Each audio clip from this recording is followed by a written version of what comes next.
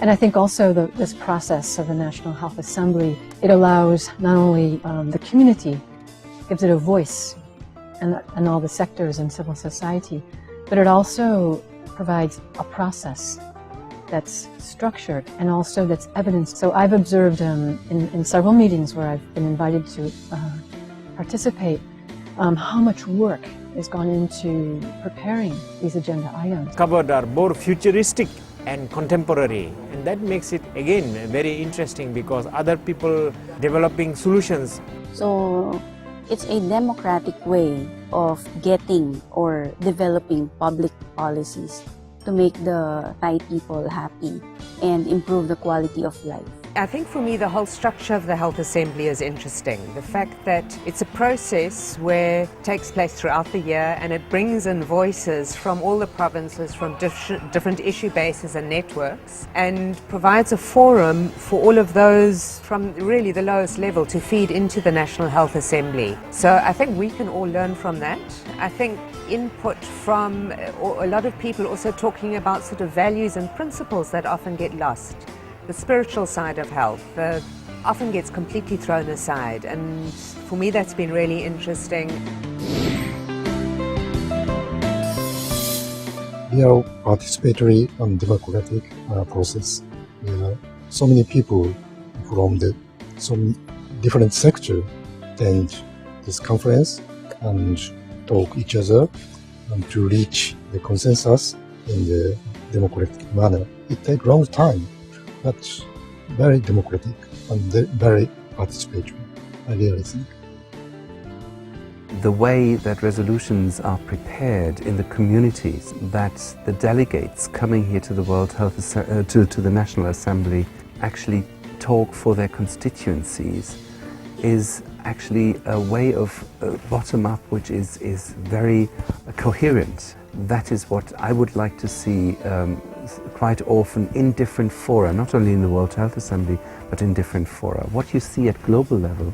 Because if you start by leaders crafting the policy and telling people what to do, it's much harder to accept.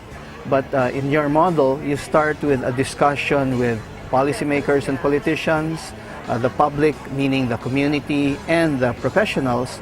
That sense of ownership from the very beginning is a wonderful process of public participation and consideration of even the priorities. So if you start with politicians who say this is what we discuss, it's very difficult because so many people have interests. But in your case, from over 100 or so agenda items, with that consultation process, even the prioritization has proved to be good because of that public or broader participation.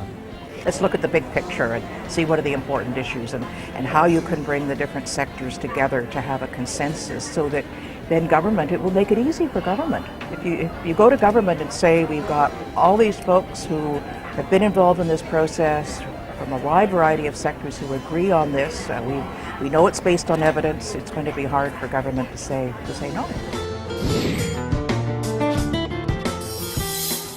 In this conference, we found their discussion is beyond the health sector. So many sectors join this conference, and it's utilized for the policy or some regulations. Issues and are very forthright in what they believe should be the actions to respond to them.